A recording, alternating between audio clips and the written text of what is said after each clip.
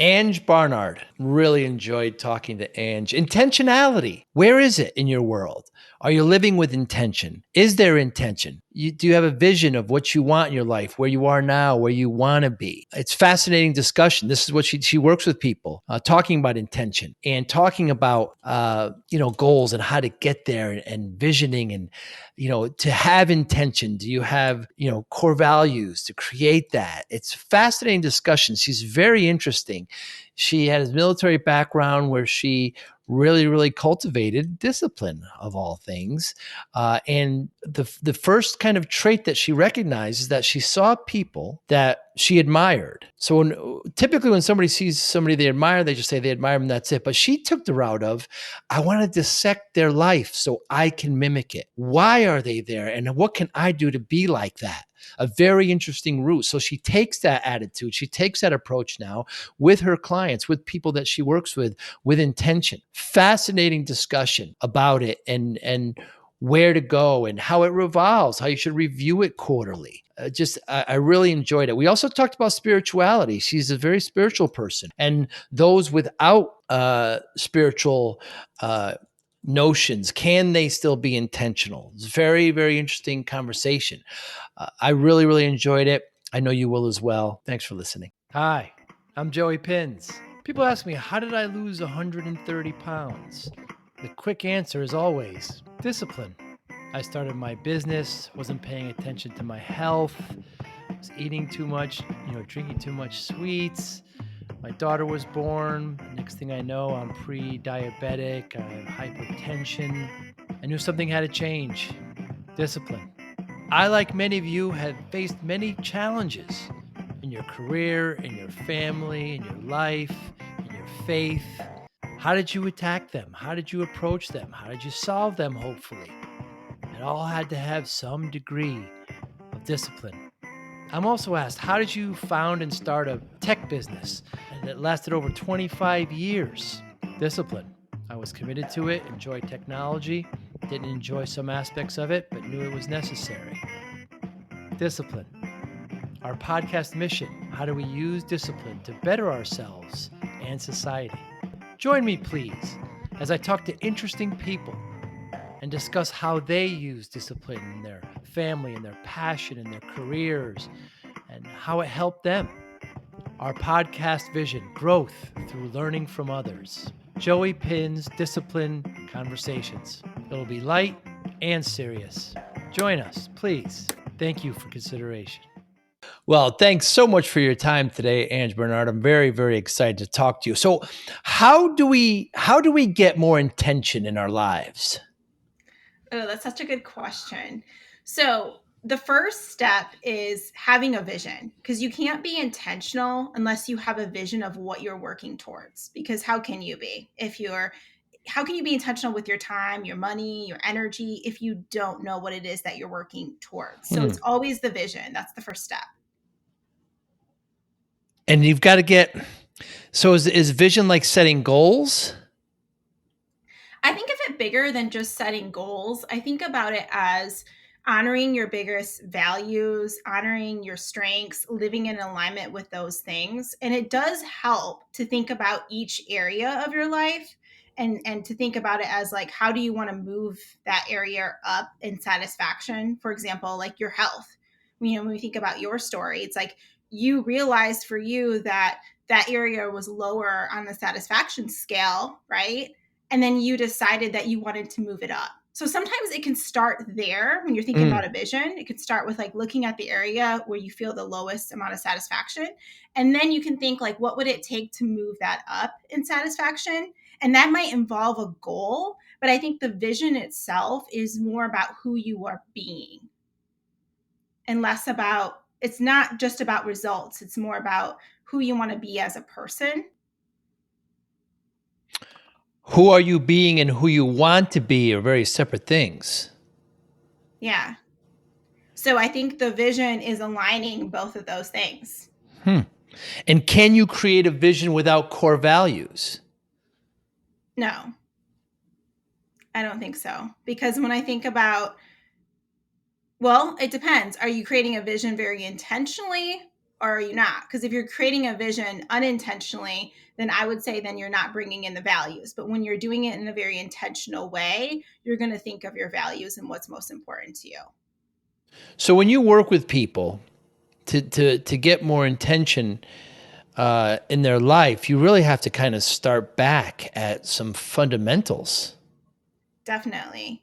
Fundamentals of what are your values, Hmm. what are the areas, looking at how things are going in your life already and how you feel about those things.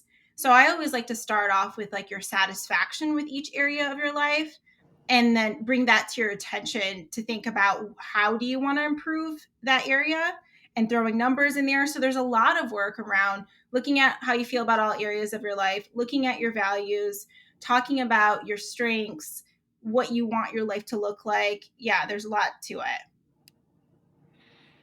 And oftentimes, do you find that people don't have kind of set core values? They're not sure where they want to go. What do you do Most of the there? time. Most of the time. Hmm.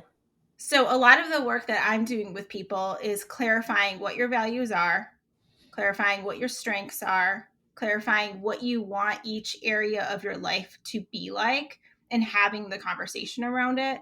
Because I think a lot of us show up really frustrated with how things are going, but we don't take a lot of time to sit down and really get clear about how we want things to be and who we have to be to bring that vision into reality. Yeah, and are many of us just I want to use be careful with this term, but many of us are kind of lost. Yeah, I really think so. And there's a lot of people who, on the outside, you might look at them and think of them as someone who's very successful. And I've worked with a lot of these people all over the entire world from Mm. the past 10 years of career coaching, that most people on the outside would look at them and say, they're very successful. They have an amazing life, but they're not feeling very fulfilled. And those are some of the people that might have clarity, or you think they might, when it comes to the business that they're working in. But when it comes to who they want to be as a person and how they want to live their life, there's a lot of that clarity lacking. And it's because, I would say, if you're asking why, it's because we get, you know, into these routines of like how things are, and we just continue to do the things. And I often hear people say things like, I feel like I'm just checking boxes. I feel like I'm just going through the motions, right? Without that true intention behind it. And that's where we have to step back and say, like, okay, what do you actually want your life to be like? And then what Hmm. is needed for you to create that? And also, Ange, things change. I mean, the core values of a 22-year-old male are going to change after he is married and has children, right? Definitely. Or has, somebody dies, or some cataclysmic event happens, things shift. So, um, do you revisit that at that point? I mean, what happens then?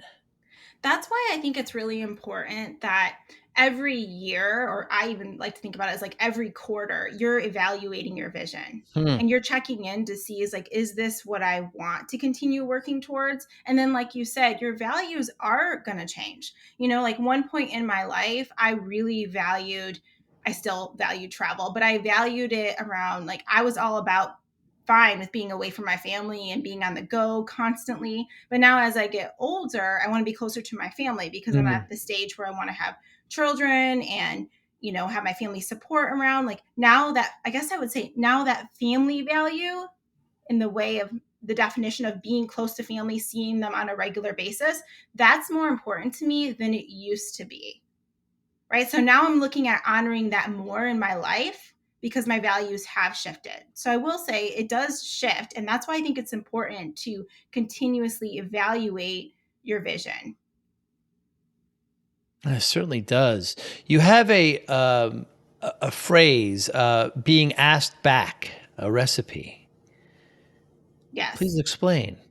So the recipe that I refer to in my programs is called the Be Act Have recipe. And I like to think about it as what is needed for you to be the person that you want to be. So the three parts of it are, first, I like to start with the have part. And this is like, think about it as like the end in mind. So let's say you want to have an amazing, huge house. Why? What do you think what's that gonna give you? And you might say, well, I can have gatherings with people that I love. And maybe that's a values-based drive there. But that's like the have part would be like gatherings with people that I love. A big house, I can invite friends and family in, right? So you figure out that have piece, and then you have to backtrack it to fill in the recipe. So the Mm. act part is, who do I need to be to have that? Well, then maybe there's a certain amount of income that I need. Maybe I need to find the right realtor. Maybe I need to, like, the stuff that causes you to have the thing that you want. And then the B part is all about identity. You got to start training your mind to be the person who has that big house. We're just Mm. using that as an example. So when it comes to my work, what I do with people is I help them get clear around what they want in life in general, their overall vision. We look at all areas of your life. And then the vision, like I say, is not enough. You got to be that person. Once you get the vision, then we got to figure out what's the recipe, the be, act, have, that's needed for you to bring that vision into reality. So the recipe is going to look different for each person because it depends on, what it is that you're working towards. But the B part I really love, because I think when it comes to goal setting, a lot of people out there talk a lot about the doing part, right? The Mm. actions, the habits. But the being part is so important. Like, you got to train your brain to identify as a different kind of person so it's sustainable, because the doing won't last long. So if you think about health is a really good example, is we all know, like, let's say you want to be strong, fit, confident, you want to be lean, you have this vision in your mind of what that looks like to you. We all know that there's all these actions that you could be doing, right? You could eat a certain way, you could work out a certain way. We all know that. It's all out there. But the part that a lot of us don't focus on is training our mind to be the healthy person and thinking like a healthy person. Like, taking it to your everyday actions. Like, let's say it's the middle of the day and, like, you're getting stressed out. Maybe an unhealthy person might go to the kitchen and grab all the sweets and all the snacks, where a healthy person, based on how they're thinking, may take a break from the computer and go for a walk, like I just did earlier today, right? And it's like that part that's included in the recipe, where it's like, you want to train your brain to identify as a healthy person. How does a healthy person behave? And what does that cause them to have in their life? The fit body, the energy, all of that stuff. What kind of friends do they have? What's the environment they have? It's like this whole recipe that we need to fill out. And I think too many of us focus on the vision part, but not the part that it takes to be that person. And like I said, train your mind to be that person and think like that person. You're a very spiritual person, Ange. In your great podcast, The Intentional Mind, you talk often about your relationship with God, and is that, and you do a very good job, by the way, of saying, if that's not what you do, then look at something else. But is it? Yeah. Talk to me about that relationship, and if your client, the person you're training doesn't have that relationship, is it more difficult? Well, I look at, when it comes to, let's go back to the recipe. If I look at, let's say someone has a life that I really admire, this is from my own experience. Mm. People that have a life that I really admire often have faith, Hmm. right? So that's a part of their identity. That's a part of their recipe. I've seen that as a commonality, and that's just based off of who I want to be. So let's say I want to be an entrepreneur that creates online courses that truly transform people's lives. Well, everyone I look to who do that, they also have an identity of being a spiritual person, a faith-filled person. So Mm. part of this work, when it comes to bringing that vision into reality, is to figure out the recipe that's needed. How do you figure out what those ingredients are? Is you study those that already have what it is you desire. And that's just something that I've seen as a commonality across those that I admire. So that's in my recipe for Mm. success, or based on who I want to be. But it might not be in everybody's, because it just depends on what you're working towards. You mentioned you used the word faith. Define that. So, faith to me has to do with having a personal relationship with God. Uh, And I'm very big about saying that it's a personal relationship. hmm, And that means that your relationship with God or whatever you choose to call it might be very different from my relationship. But hmm. it's like believing that something is greater than you and that there's a purpose behind something because something greater than you is working, right? In the space that you're in. Yeah, and then I have to go back and say define God. Yeah. See, and that's hard. That can be so. Let's just go with my personal Of definition of course. God, which is a higher power that's Mm. created everything. In its simplest form, I would say that a higher power that has created everything. Yeah, and that's yeah, and that could that could differ from person to person. It's just it's interesting to me that relationship, and you talk about you dedicated one whole episode to the Proverbs 31 women. Yeah. Let's talk about that. Ew, that's okay. So, the Proverbs 31 women. Someone that I admire had talked about the Proverbs 31 woman. She is a real estate investor, and I just love how she shows up in life. And that's one of the identities that I've been working on, one of the things I've been training my mind on. So, again, I'm studying people who have the things that I desire. And she had mentioned how she likes to analyze the Proverbs 31 women, Mm. and that so the Proverbs 31 women, I used to my old self used to look at it as like this running list of things. If you read the Proverbs 31 woman, this woman is busy. She's doing a lot of different things. And I used to look at it as just a running list of a lot of to-dos. And I didn't really see that entrepreneurial side that I feel like now with the lens that I have, I can see that in the Proverbs 31 women and just Mm. the characteristics of me personally, like believing that it's a woman that does quality work, is super intentional. Whatever she touches, it's going to flourish. She's thinking about generational wealth. She's thinking about people beyond just her. She's disciplined. There's like all these amazing characteristics that I see in the Proverbs 31 woman that I didn't see before. But the reason why I even took an extra look at it was because I was studying someone who has what is that desire and I heard her opinion on it. So I've just been looking at that as a way of being that I admire and trying to build those own habits in my life. Mm.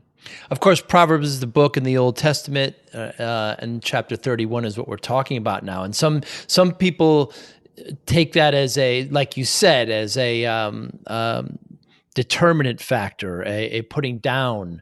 But you see it Yeah. very differently of women, and you see it very differently. Yes. And like, so the old version of myself, I felt like I saw it more in a negative light. Mm. And the new version of myself sees it as something inspiring and not something that's like putting women down and this is just how women have to be. I see it as like what an inspiring way to be. And that's just because the way that she shows up is very much in alignment with my values of faith, of my values of being someone of discipline, of intention, of doing work that creates generational change. And the woman is really the foundation of that, right? The Yeah, woman inspires that. definitely.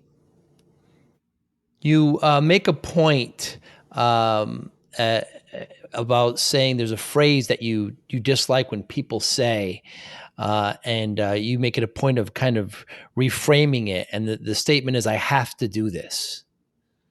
Yeah. So when people say I have to do something, it generates what's called catabolic energy. This is Mm, energy that's straining and resisting. I have to. It makes it seem like you don't have a choice, right. and that you are at the effect of life. So I like to reframe it to things that we may have heard of, like I get to or I choose to. Mm, And one of my favorite things to say is I choose short term discomfort for long term satisfaction. hmm. And I really feel like this is where discipline also comes in because disciplined people do that. They're willing to be uncomfortable in honor of a greater vision that they have. So they choose short-term discomfort for long-term satisfaction. So instead of saying like, I have to do this workout so I can be fit, it's like I choose to do this workout, even if it's uncomfortable, in honor of who I want to be. Hmm.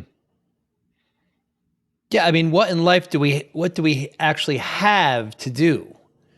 It's an interesting Nothing. question, right? Nothing. Yeah. Yeah, no one has a gun to your head, like Right. around, hopefully not, around Yeah. things that you're doing.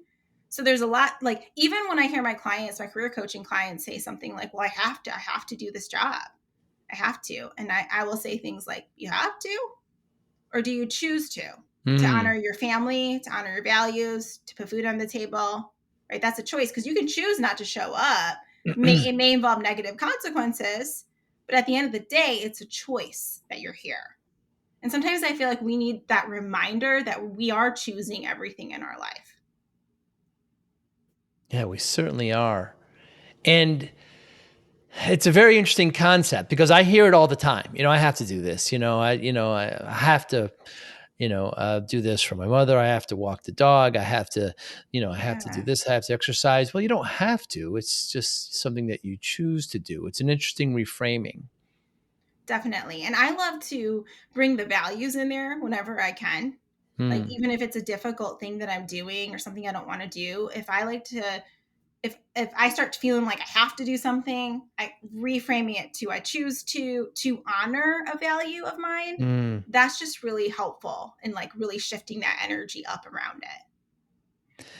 And it goes back to kind of the original question is getting more intention in our lives and the vision.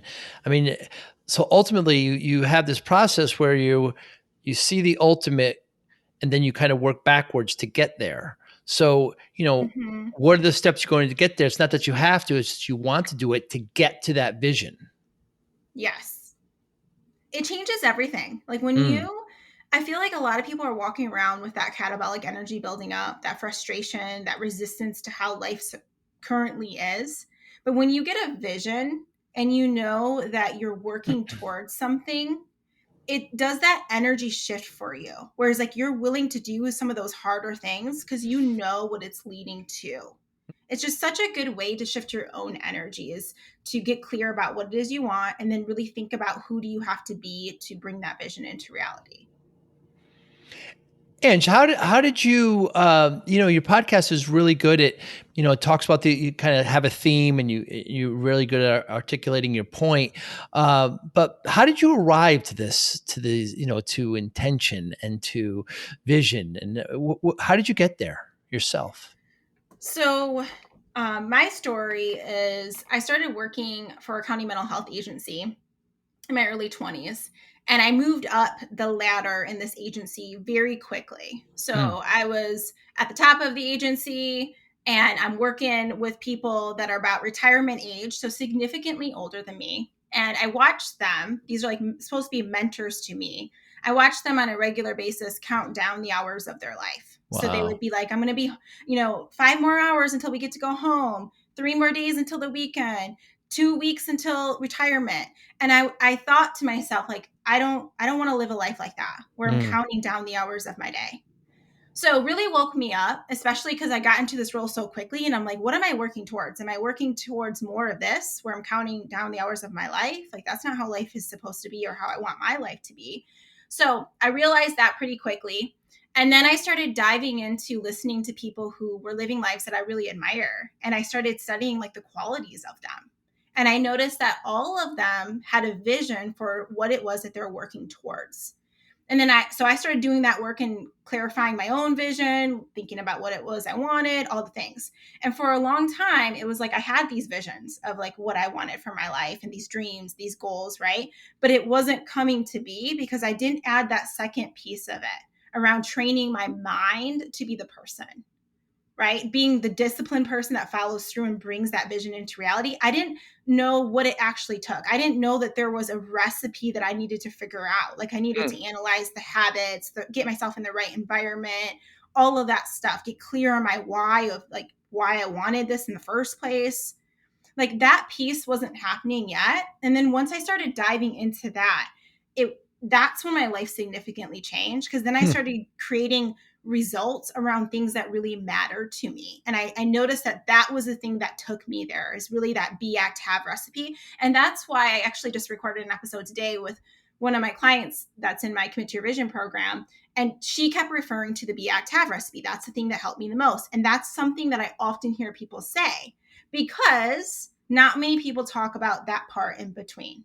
That takes you training your mind, the discipline, the right environments, the habits, and really getting clear about that part. We talk a lot about the clarity of the vision, but clarity around the other stuff. So a lot of us have these dreams and these visions, but we don't know what we need to do to even be that person.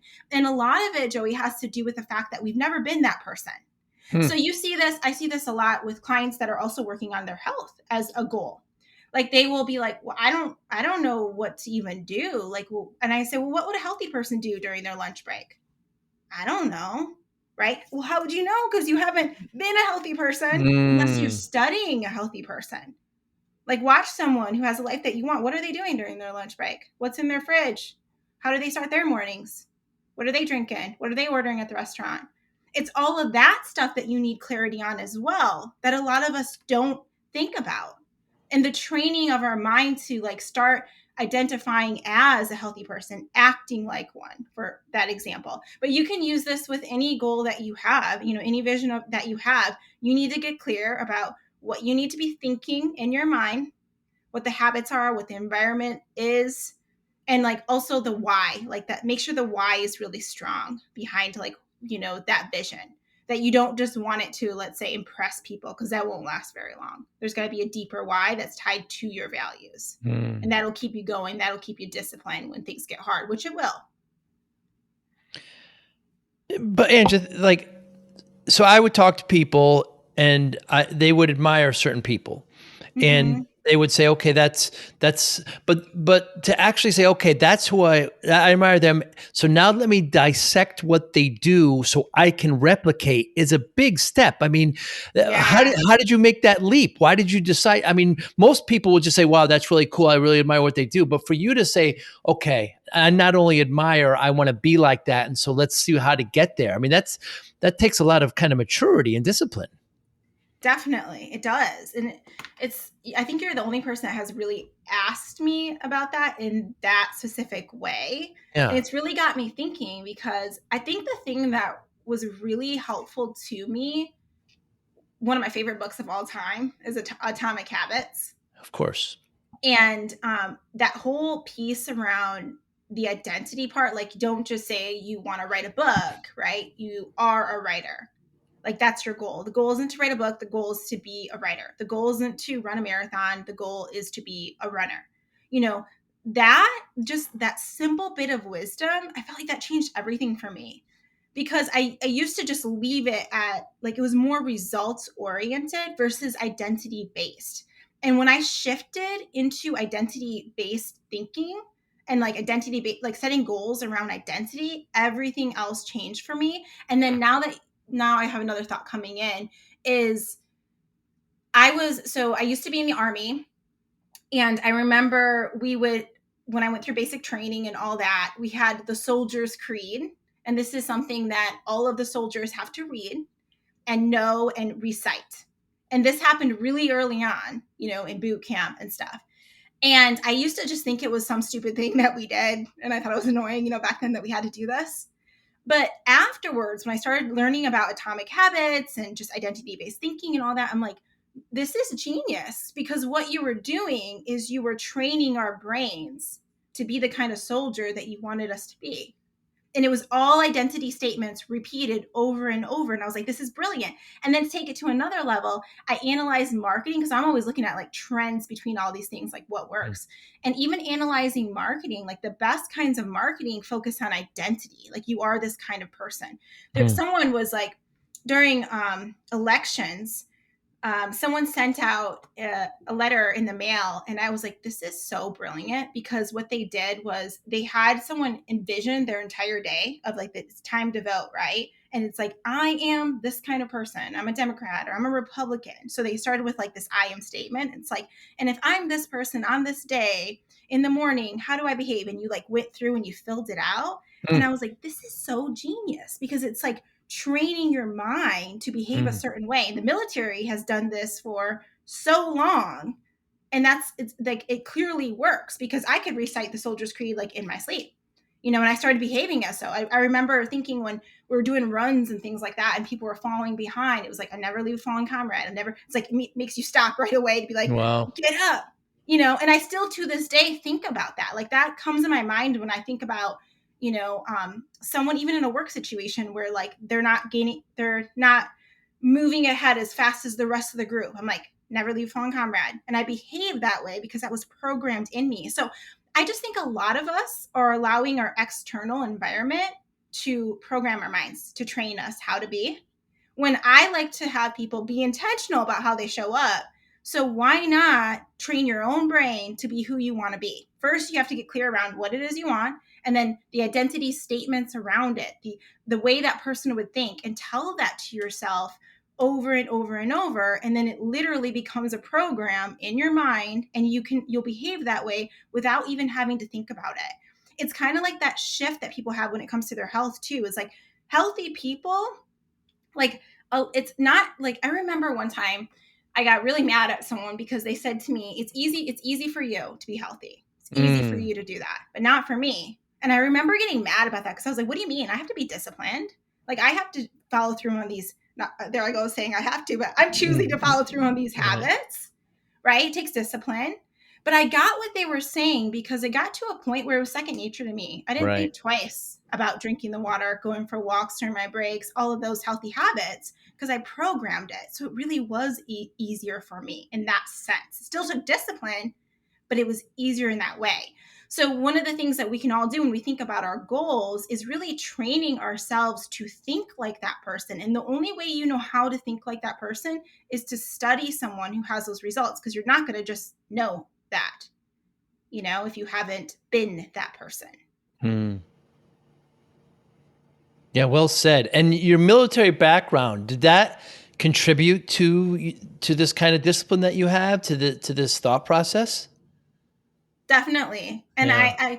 I think it contributed a lot more than I ever thought before having this conversation with you. Mm. But when I look Really? back, that was the start of it. Because, going into boot camp at a young age, it really taught me discipline.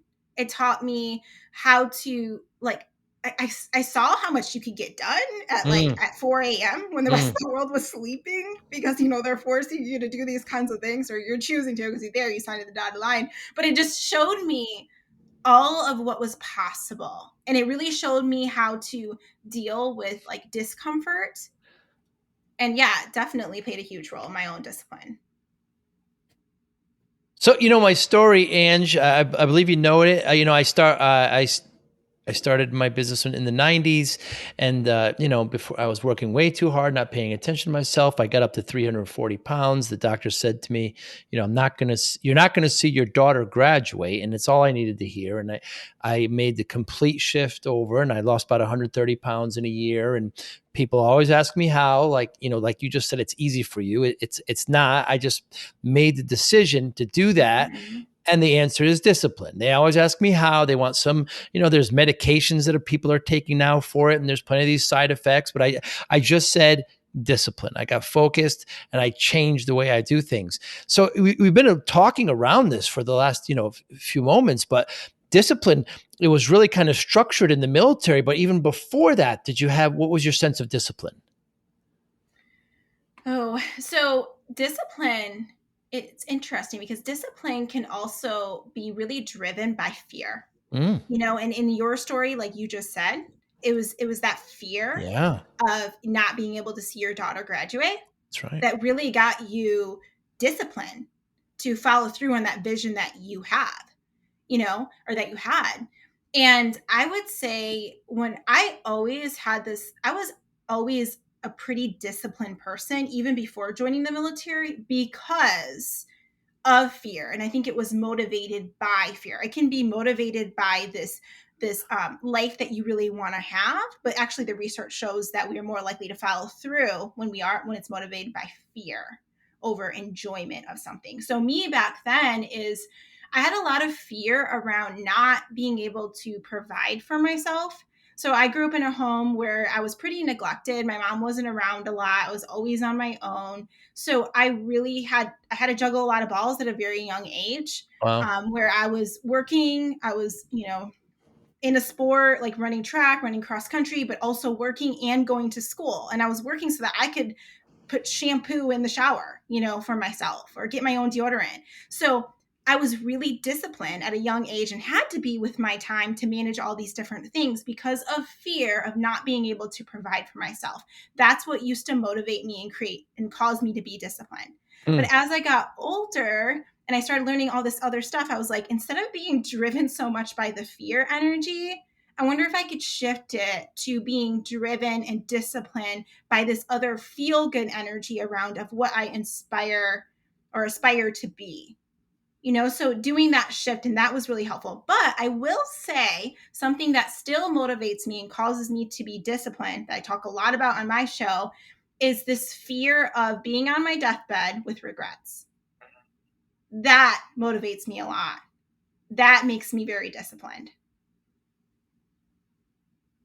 Yeah, the array of answers I get when I ask about discipline, and there's no right answer. And just like your vision, it can change. Mm-hmm. Some people view it very kind of militaristic, right? You've got to be disciplined, and this is it. And some people view it as self-discipline. And it's fascinating to me that you kind of see it. You really kind of see it in a kind of routine manner, like it almost it's just really necessary in order to achieve. It's just a necessary or even fundamental ingredient for success. Definitely. I think if there's a mantra or, identity based goal that anyone wants to have, that everyone should have, it should be telling yourself, I am disciplined. Because Hmm. whatever goal you have, whatever your vision is, being disciplined is necessary to bring that vision into reality. So if you're looking for a mantra to put in your back pocket or a brain training thing, whatever you want to call it, I am disciplined is Mm. something you definitely should be repeating to yourself on the regular. Hmm. Ange Bernard, what motivates you? What motivates me is being an example of what's possible when you believe for more. I Hmm. really want to be that kind of example to my clients, to my community, to everybody that I love. That is a huge motivating factor to me. And I also think when it comes back to this comes back to my faith, which is a huge value of mine, is I really want to use the gifts that God has given me. And I really feel like when I do that and I'm living in alignment with that, I am an example of what's possible when you believe for more. And I can glorify him at the end of the day. Hmm. Just like you kind of had these role models. I don't know if that's the right term, but you had, these people that you admired and you dissected their life and you wanted to pursue it. Now, perhaps you have turned into that person for others. Yeah. I love that. And I love that thought that you said that. That's what I want to be. And I hope that on my show that you can look at my life and feel inspired by it and see it as evidence of what's possible for you too. And look at the habits and the thoughts and the environment and all of that stuff. The Be Act Have recipe that created that, if that's something that Mm. you admire. And that motivates you. Definitely. It's And something how, bigger than me. right. And how do you measure success? I measure success as living in alignment with your greatest values and your strengths. When I see other people doing that and they're enjoying their life, because that's going to be a side effect of it anyways. When you're Right. living in alignment with your values and your strengths on the regular basis, you're going to be enjoying your life. I think that is success. I've seen people that have a lot of money, and some people like to look at just money and see that as success. That's not in my definition of a success. It might be a side effect of, your gifts making you prosperous. Yeah, that might be a side effect, but as true success is living in alignment with your values and your strengths and enjoying what you do every day. That is success to me. Oh, that's wonderful. And that's just the one, just kind of breathing that in, Ange, because if that was, hopefully that's a wider definition to many people. Because like you said, I know many people that have a lot of resources, money, etc., and they're not happy. Yeah, Right. definitely. And they're not living in alignment with their values. I've worked with a lot of clients over the years who are making a ton of money to most people's standards, Right. and they would be like, I'm miserable. Like I miss all my kids' activities. I'm always gone. I'm always consumed with work. Is that success? Because you're not going to take that money with you to the grave, and if you are, you're not going to be enjoying it when you're dead and you're a dead corpse in the grave. So it's like really thinking about what is your vision? Like, who do you really want to be? I think all of us need to seriously think about that because we have Hmm. one life here, limited amount of time. Get clear around your vision. It's constantly changing. Like mine is, I'm always, and in fact, I think you should always be evaluating your vision so that you can be intentional with your time. Sometimes I think I want a certain thing in my life and I look at it and I'm like, actually, you know what? Now that I'm doing this, it's not really that important to me. I'm going to shift my vision around. I just Hmm. think it's important to have the vision, constantly evaluate it so that you can be intentional with your time and energy and your resources. Because if you don't have that, you're not going to be intentional and you're going to be the person that might have outwardly success, but not inward success. And that's due to a lack of intentionality. Yeah, it certainly is. And that's your theme, intentionality. And what's the perfect candidate for you to work with? The perfect candidate for me is someone is who I always say like purpose driven professionals. Like you want to Mm. do work in a way that's meaningful to you, that you want to make a greater impact beyond just like doing a thing. You want it to really matter. That's something a lot of my clients say. Like, I want to do work that's really meaningful to me. I want to honor my values. I don't want to just be checking boxes. I want to be intentional with my time and energy. Anyone that aligns with those statements, that is the ideal person that I want to work with. And it's funny because a lot of my clients, when they're switching their roles and stuff, they're usually the kind of people that are really ambitious and they're usually pretty valued wherever they are. Hmm. And the thing that often gets in their way is that they don't like to disappoint people. So there's a lot of work that we do around that, like how to have that difficult conversation. Hmm. Now that you got clear on your vision, how do you actually follow through and make it a reality? Because it is going to require you to disappoint people along the way. And that's the hard part for them. And then a lot of times, let's say in the career space, when they want to switch out of their role, they are the kind of people like where they're saying they have the courage, they finally tell their boss or whoever it is that they don't want to do work like this anymore, and then that boss who was ever writing the checks will be like, well, what can I do to change it? Like, can I give you this? Can I give you that? It's because that's the kind of person they are, the kind of Hmm. person that someone wants to work with and be around. That's a commonality amongst what I see with my clients is that desire for doing something that's truly meaningful to them. They're already a high achiever. They're already valued wherever they are, and they have usually pretty good network. They don't like to disappoint their network, and that gets in the way. But when you think about it, with Bronnie Rear's research, she talks a lot about the top 5 regrets of the dying. The number one regret is I wish I would have had the courage to live a life true to myself, not the life others expected of me. Wow. That's the thing that gets in people's way of intentionally designing their life, is the fear of what someone else is going to think, or disappointing someone else when you tell them that you want to pursue something different or you want to do it in a different way. That's the stuff that gets in the way. That's the stuff that causes you to be on the deathbed with the regret, is what someone else thought about you. Hmm.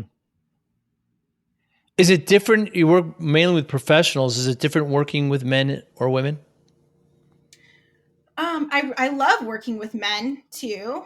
But no, I don't really notice so much of a difference between when it comes to working with men or women. Besides, men have, I feel like, this pressure of being the provider, like, and a lot of stuff falling on them, but women do too in a different way.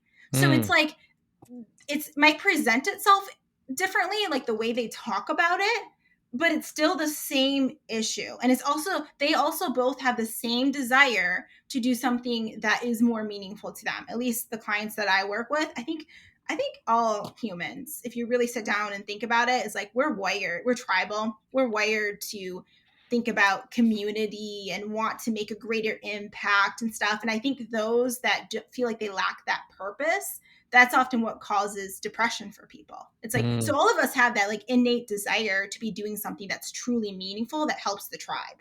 That's how we're wired. So that's a commonality across the board.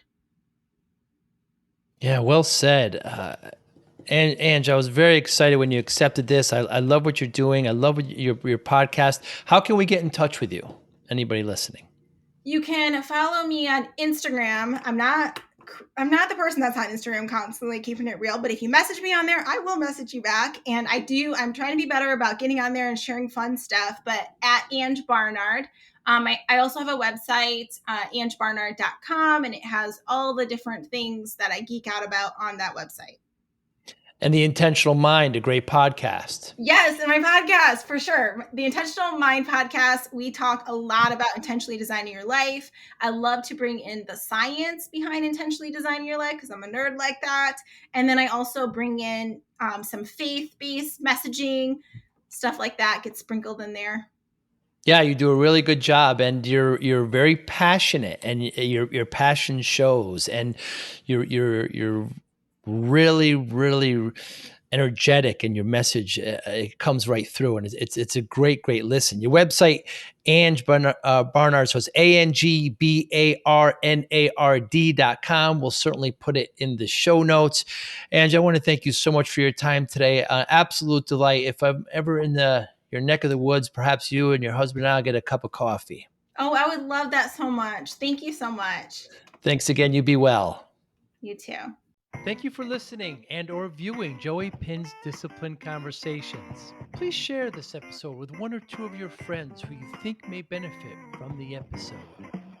Our website, www.joeypinz.com. There you'll find lots of resources, and you could join our mailing list. Please follow us on all our social media, Instagram, Twitter, and Facebook. Podcast information, the video version of our podcast is on YouTube. Please subscribe. Audio is on all major podcasting platforms. Please follow them. And if you like it, please consider giving 5-star rating. Would really appreciate that. Would you like to financially support the podcast? You can go to our Patreon site. Consider $5, $10, or $20 a month. There's all kind of plans that we have there. There's like a one-time payment. What is this podcast episode worth to you? $25, $50, $100, $500, $1,000, $5,000. You be the judge. You can go to our PayPal account to do that as well. Thank you again for listening or watching Joey Pinz Discipline Conversations.